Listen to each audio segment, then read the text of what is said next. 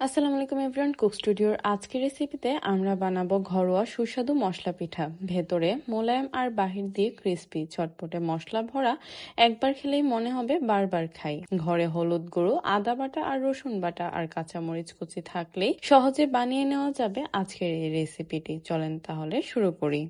মশলা পিঠা বানানোর জন্য কড়াইতে আমি প্রায় 1.5 কাপ পরিমাণ পানি নিয়ে নিয়েছি। সাথে স্বাদ মতো লবণ, 1 চা চামচ কাঁচামরিচ কুচি, 1টি পেঁয়াজ কুচি, আধা চা চামচ আদা কুচি, আধা চা চামচ হলুদ গুঁড়ো, 1/4 চা চামচ লাল মরিচের গুঁড়ো ও আধা চা চামচ জিরা গুঁড়ো দিয়ে সব একসাথে মিশিয়ে ভালো করে একটা বলক তুলে নিব।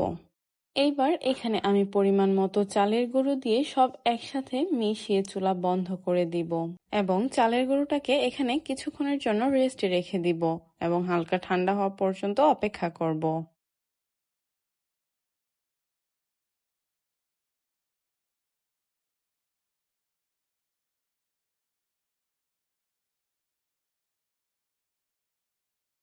চুলা বন্ধ করে চালের গুঁড়োর ডোটাকে আমি ঢেকে রেখে দিব যেন শক্ত না হয়ে যায়।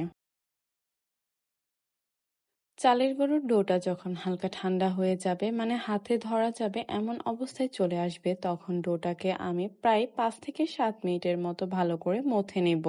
ডোটাকে এখানে আমি একদম পারফেক্ট করে সময় নিয়ে ভালো করে মথে নিচ্ছি। ডোটা ভালো করে মথা হয়ে গেলে এবার এই ডোটা দিয়ে আমি মশলা পিঠাগুলো বানিয়ে নিব। মশলা পিঠা বানানোর জন্য আমি হাতে সামান্য কিছুটা গোলা নিয়ে নিচ্ছি এবং 2 হাতের সাহায্যে ভালো করে গোল করে হাতে চাপা দিয়ে এইভাবে চ্যাপ্টা করে পিঠাগুলোকে আমি বানিয়ে নিব। আমি কিভাবে পিঠাগুলো বানাচ্ছি এখানে আপনারা ভালো করে দেখতে পাচ্ছেন। আপনাদের বোঝার সুবিধার জন্য আমি এখানে আরো কয়েকটি পিঠা বানিয়ে দেখিয়ে দিচ্ছি।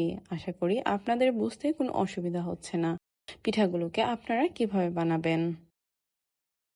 এই পিঠাগুলো বানানো খুবই সহজ এবং ঘরে থাকা উপকরণ দিয়ে অনেক সহজভাবে অল্প সময়ের মধ্যে পিঠাগুলোকে আপনারা বানিয়ে নিতে পারবেন। আশা করি আপনারা ভালো করে বুঝতে পেরেছেন আমি কিভাবে পিঠাগুলোকে বানিয়ে নিয়েছি।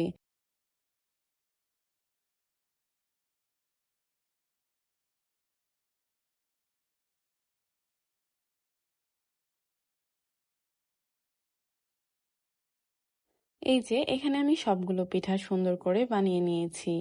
এবার চলুন পিঠাগুলোকে গরম গরম ডুবো তেলের মধ্যে ভেজে নিই। আপনারা দেখতেই পাচ্ছেন তেলটা এখানে কতটা গরম ছিল। প্রথম অবস্থাতে তেলটা একদম গরম থাকবে এবং পিঠাগুলো দেওয়ার পর চুলার আঁচটাকে আমরা এর সামান্য কমিয়ে দিব এবং মিডিয়াম গরম তেলে পিঠাগুলোকে সময় নিয়ে ভালো করে ভেজে নিব। এবার এই পিঠাগুলোকে সময় নিয়ে উল্টে পাল্টে দুই পাশেই ভালো করে কালার না আসা পর্যন্ত এইখানে আমি ভেজে নিচ্ছি। প্রথম পাশ হালকা ভাজা হয়ে গেলে পিঠাগুলোকে আমরা উল্টে দিয়ে অপর পাশও ভালো করে ভেজে নিব। আপনারা একটু সময় নিয়ে এখানে পিঠাগুলোকে ভেজে নেবেন, কিন্তু চুলার আঁচ এত বেশি রাখবেন না যে পিঠাগুলোর বাহির থেকে কালার চলে আসে আর ভেতরে কাঁচা থাকে। আপনারা মিডিয়াম আঁচে সময় নিয়ে আস্তে আস্তে এই পিঠাগুলোকে ভেজে নেবেন।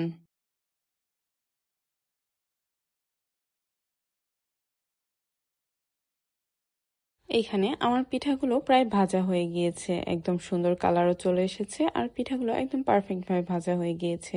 চলেন এবার এই পিঠাগুলোকে কড়াই থেকে নামিয়ে নিই। আমি ভালো করে তেল ঝরিয়ে কড়াই থেকে পিঠাগুলোকে নামিয়ে নিব।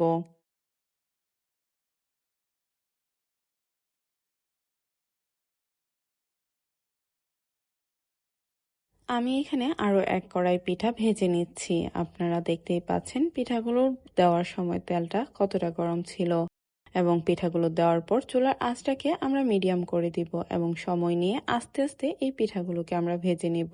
কিন্তু চুলার আঁচ কোনোভাবে বেশি দেওয়া যাবে না, মিডিয়াম আঁচেই ভেজে নিতে হবে। তা না হলে পিঠাগুলো বাহির থেকে ক্রিস্পি হয়ে যাবে এবং কালার চলে আসবে আর ভিতর দিয়ে কাঁচা থাকবে। তাই মিডিয়াম আঁচে সময় নিয়ে এখানে আমি পিঠাগুলোকে ভেজে নিব।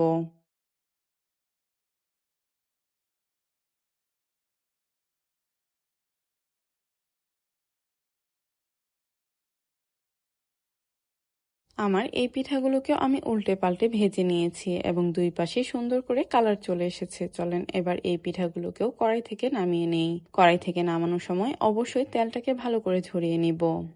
এবার এই পিঠাগুলোকে আমি প্যান থেকে নামিয়ে নিচ্ছি।